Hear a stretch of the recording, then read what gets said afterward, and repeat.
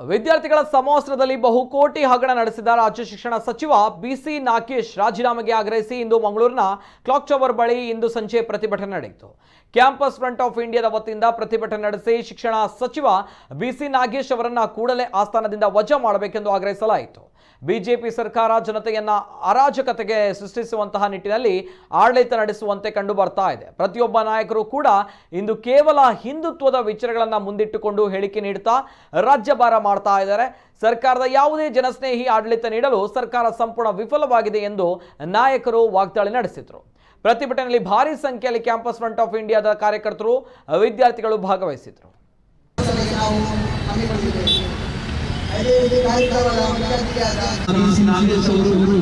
ಬಹುಕೋಟಿ ಹಗರಣವನ್ನು ಮಾಡಿದ್ದಾರೆ. ತಕ್ಷಣ ಅವರು ಮೊದಲನೇದಾಗಿ ನಾನು ಸ್ವಾಗತ ಮಾಡುತ್ತಿದ್ದೇನೆ.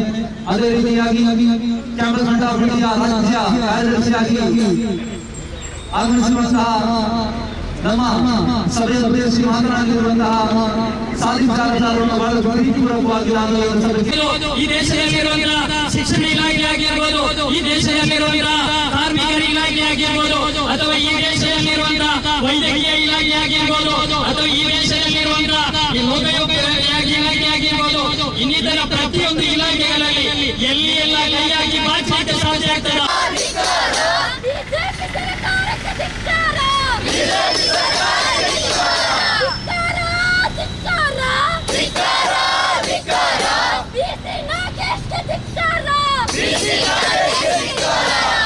ಬಹಳ ಸ್ಪಷ್ಟವಾಗಿ ಈ ಬಿಜೆಪಿಯ ಎರಡನೇ ಆವೃತ್ತಿಯ ಸರ್ಕಾರ ಬಂದ ನಂತರ ಇಲ್ಲಿ ಬಹಳ ಸ್ಪಷ್ಟವಾಗಿ ಈ ರಾಜ್ಯವನ್ನ ಒಂದು ಅರಾಜಕತೆಗೆ ಶಿಕ್ಷಿಸಬೇಕು ಎನ್ನುವಂತಹ ಒಂದು ಉದ್ದೇಶವನ್ನು ಇಟ್ಟುಕೊಂಡೇ ಇವರಿಗೆ ಎರಡನೇ ಆವೃತ್ತಿಯ ಸರ್ಕಾರವನ್ನು ರಚಿಸಿದ್ದಾರೆ ಅಂತ ಹೇಳುವಂತಹ ಸಂಶಯಗಳಾಗಿರುತ್ತೆ ನಮಗೆ ನೋಡ್ತಾ ಇರುವುದು.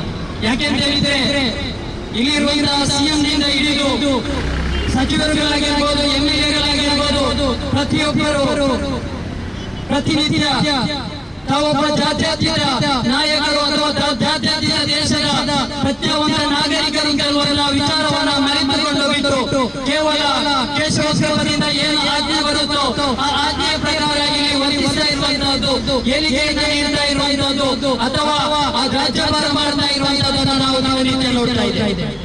ಕಳೆದ ಒಂದೂವರೆ ವರ್ಷದ ಆಡಳಿತ ಅವಧಿಯಲ್ಲಿ ನಾವು ನೋಡುವುದಾದರೆ ಯಾವುದೇ ಬದಲಾವಣೆ ಅಥವಾ ಯಾವುದೇ ಅಭಿವೃದ್ಧಿಯ ರಾಜ್ಯಭಾರವನ್ನು ಮಾಡದೆ ಅಥವಾ ಜನಪರವಾದ ಜನಸ್ನೇಹಿಯಾದ ಯಾವುದೇ ಆಡಳಿತವನ್ನು ನೀಡದೆ ನಿರಂತರವಾಗಿ ಒಂದು ವರ್ಗವನ್ನು ಓಲೈಸುವ, ಒಂದು ವರ್ಗವನ್ನು ನಿರಂತರವಾಗಿ ಗುರಿಪಡಿಸುವ ಅಥವಾ ತಮ್ಮ ಹೊಟ್ಟೆಯನ್ನು ತುಂಬಿಸುವ, ಅದಕ್ಕೆ